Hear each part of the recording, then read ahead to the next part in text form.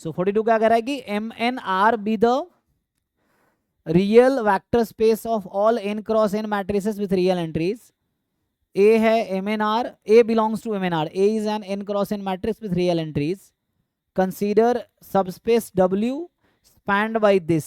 Okay, so W जो है is spend by this, इसका मतलब है कि इसके लीनियर कॉम्बिनेशन में लिख सकते हैं ना, सबस्पेस W जिसका स्पैन्ड बाय दिस। तो ये इनफिनाइट डायमेंशन वेक्टर स्पेस हो गया।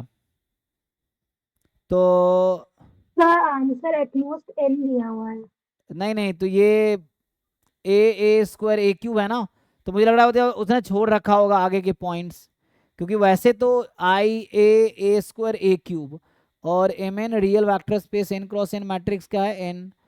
सो यहाँ पे M N R consider the subspace W of M N R, तो स्पैन कर रहा है ना ये, और ये सब लिनियरली इंडिपेंडेंट होंगे। सो ए स्क्वायर ए बस क्यूब, स्पैनिंग सेट दिया हुआ है। अब पावर एन के बाद रिपीट करने लगेगा क्या, ऐसा है क्या? मैं ये बोलना चाह रहा हूँ कि जैसे आई ए स्क्वायर एंड जैसे एक आएगा ए की पावर एन, क्या ए की पावर एन प्लस वन, ये एन क्रॉस एन मैट्रिक्स है ना। अच्छा, तो एन क्रॉस एन मैट्रिक्स के बेसिस में कितने एलिमेंट होंगे?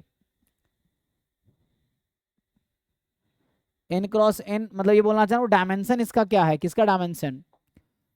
डायमेंशन ऑफ ये जो वेक्टर स्पेस लिख रखा है एम एन आर, इसका डायमेंशन कितना होता है? n square. N square. हाँ, so this is n square. तो जब खुद वेक्टर स्पेस का डायमेंशन एन स्क्वायर है, तो इसका कोई सबस्पेस का डायमेंशन क्या हो सकता है? इससे तो कम ही होगा, है ना, क्योंकि ये वेक्टर स्पेस का डायमेंशन एन स्क्वायर है।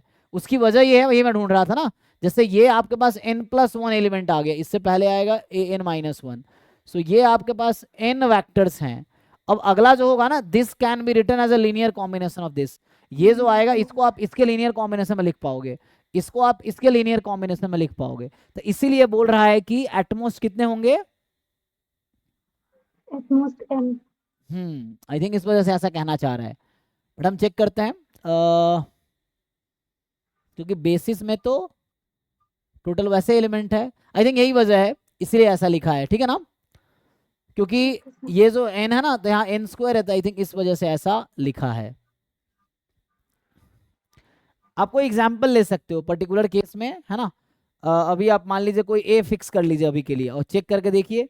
For example A you can fix anything, like चलो 1 2 3 4 ले लिया, ये है। अभी इसके लिए आप चेक करो, ए एक तो आई है मेरे पास, फिर ए स्क्वायर ए क्यूब, तो ये मान लो 4 है। अब आप चेक करो क्या ए की पावर 4 को मैं इन चारों के लीनियर कॉम्बिनेशन में लिख सकते हूँ? आप लिख पाएंगे एक्चुअली, ये जो, तो A4 को आप इन चारों के लीनियर कॉम्बिनेशन में लिख पाएंगे, तो इसीलिए यहाँ कैरेक्टरिस्टिक पॉलिनोमियल से। ठीक है। तो नेक्स्ट जो क्वेश्चन है, अब एक बाकी लोगों का देखते हैं। हाँ जी, हर्ष आपका एक एक क्वेश्चन देखते हैं, फिर सेकंड टर्न में सबका एक एक क्वेश्चन देखेंगे जी। ये सर थ्योरेटिकल क्वेश्चन है 37 जो है उसमें। आपका। यस सर, उसमें नेगेशन लेना है बस स्टेटमेंट का। ओके, सर तो मेरा सर बी आ रहा है पर सॉल्यूशन